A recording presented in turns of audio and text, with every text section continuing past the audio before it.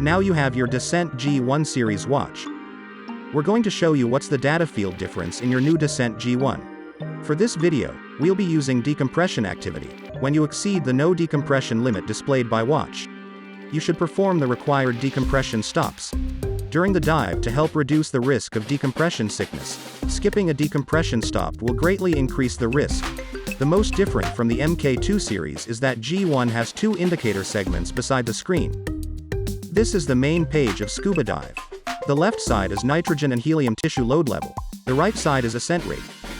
The indicator enters the yellow paragraph to represent warning and danger. Divers need to be alerted and pay attention to their own status.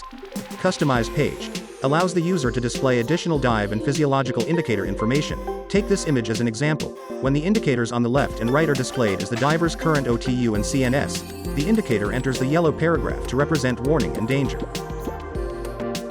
When you exceed the NDL time, the screen will jump to the decompression stop page. The cursor mark on the left side is the relative between you and the water surface. If you start to ascend, the cursor is to show your depth position relative to the water surface. The white segment represents the completed stop depth. The yellow paragraph on the watch case has no special meaning on this page and under the safety stop page. Last, please pay attention to your own condition while you diving, and follow the information and prompts displayed on the watch to decompress or make a safety stop until you return to the surface.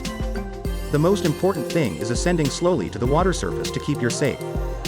Thanks for watching. For more help, please visit support.garmin.com.